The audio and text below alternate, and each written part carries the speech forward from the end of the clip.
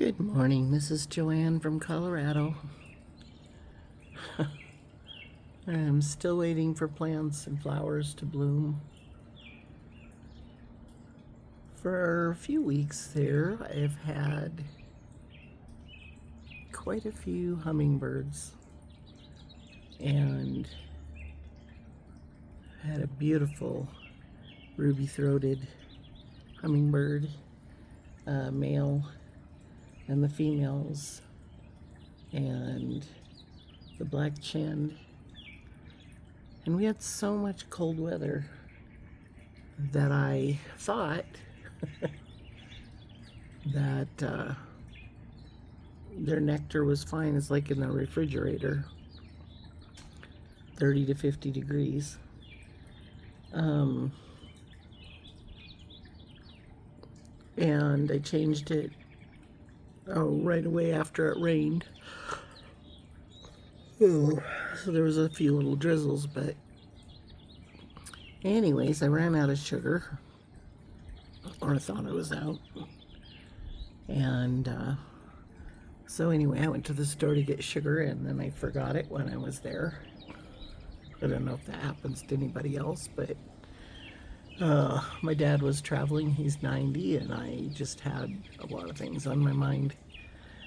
Anyways, I didn't get sugar, and the hummingbirds were coming to the feeders every 10-15 minutes, different hummingbirds. And the feeder stayed up about 6 days. And then I realized that I had enough sugar to make a whole nother batch of nectar. I could have changed it out 3 days before. Anyways, I can't imagine how their nectar went bad, because like I said, it was too cold. And I think I had more flowers blooming than anybody else, even though I didn't have hardly any flowers blooming. I went and bought a couple plants with a couple flowers on them. Some little salvias and some little hot lips, and my other honeysuckle got covered with all of the aphids, and I've sprayed it off about 5 times now. Most of the aphids are gone, but the plant isn't really blooming like it should. Anyways, I can't believe that the blooms that I cut off at the top of my bee balm and just stuck in water are actually blooming today. It's been weeks, but... And then I bought this little pot, fuchsias, so they'd have a few flowers, and this salvia for the black-chinned, because they seem to just love this color. And it's funny because it's the exact same color as under as its chin. When it gets in the light, the two, it's the same color, and this is a black and blue. And every time I put it there, that's the one I go to. But since I changed their sugar, and I've had a few hummingbirds come in and drink out of them, and they just sit down and drink, so they know it's good. But they're just not existent. And it seems like I go through this every year right about now. And I don't know whether they are here, whether this is a time that they migrate out or go somewhere else. One of the reports that I looked up on Rocky Mountain National Park said that the hummingbird season up there was between the middle of April and the middle of May, which makes me wonder if somehow or other there's a group of birds that came around the 1st of April or middle of April. Actually, I think they showed up around the 1st. But anyways, if they do actually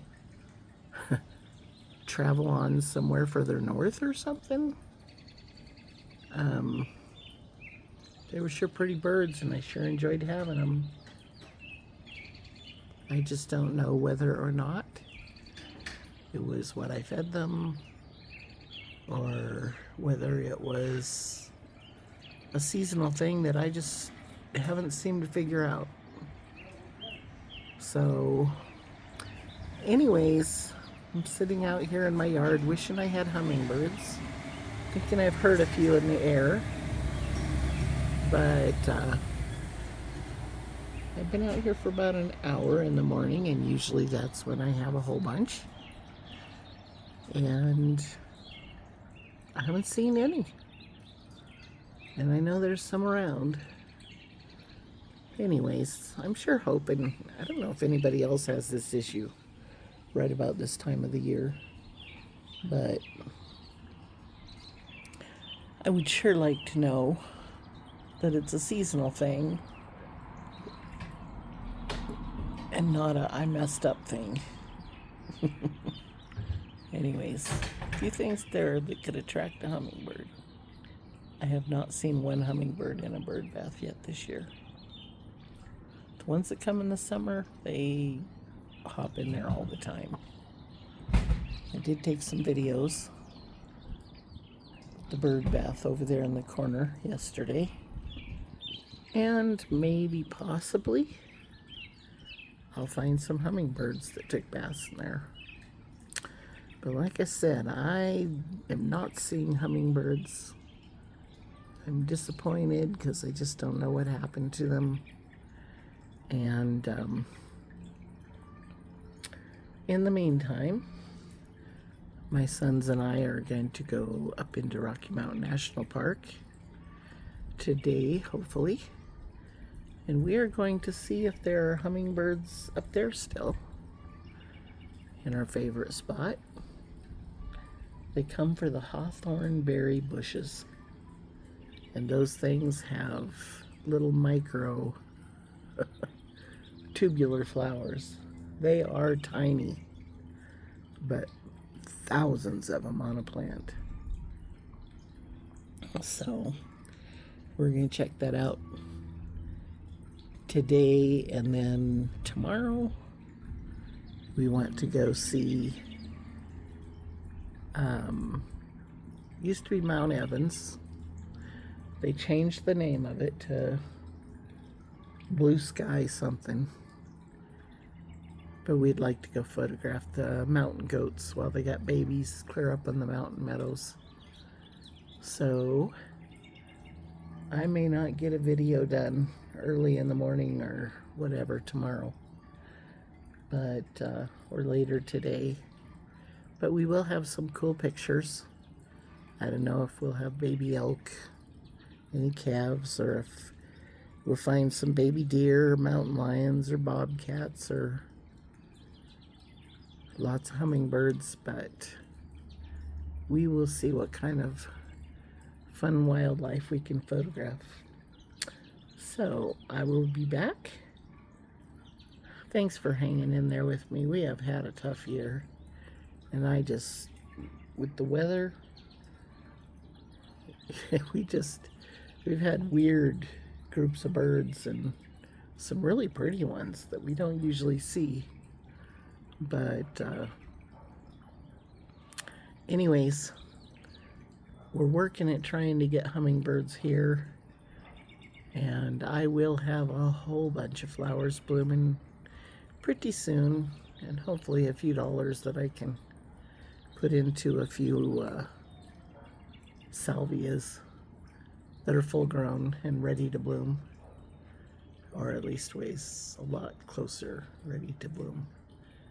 And my vermilionaire, I need some bigger plants, some more bigger plants, because they produce a lot of the flowers that they love, especially when the bees come in later in the season. The vermilionaire is the size of flower that the bees can't crawl up in, and they won't be stinging the hummingbirds when they get their beak in there. So it can do some harm to hummingbirds when they get stung, especially in the tongue or something. So it's good it's good to have some little teeny flowers, tubular flowers that they don't fit in. So I've got some, a few, but there's not very many yet. So there's a couple in my garden, but I need some more for the hummingbirds that I like to feed. Hummingbirds will come to your yard and they'll look around and they'll say, is there enough food here for me to raise a family in this neighborhood? And if there's not, they will go find another neighborhood. And so I want to be one of the neighborhoods when they look at the flower garden, they say, yep, this is where I came. This is why I'm here, and there's plenty for me and my family. And that makes my day. Especially when they fly in here like a kid at summer camp and they fly right up to my chair where I'm sitting and say hi. They just hover in the air in front of my face as to say, thank you. Thank you for doing this for me. And I'll be seeing you. And then they're happily go looking around the flower garden. And then I see them constantly, nonstop, about every 10 minutes for the rest of the summer, which makes my day. Makes the whole summer worth all of the fuss and trying to be able to get some flowers to grow. So have a great day. I'll be back. And I appreciate every one of you subscribers and just friends. You've been so good to me, and kind comments, and you stick around even though I've been so haphazard trying to get videos and not being able to get anything really terrific. Haven't even been able to make a whole lot of bird baths lately. But I have been selling some, which has helped me get a couple flowers out here. And my little fuchsia is one of them. So have a great day, and we will be back. Thank you for watching every day and for every nice comment you've made. It has really helped. My husband, he is working a job. It's not the greatest or highest paying job, but it is a job, and it does pay him something. And it definitely is helping. Every little bit helps. So have a great day. Thanks. Bye-bye.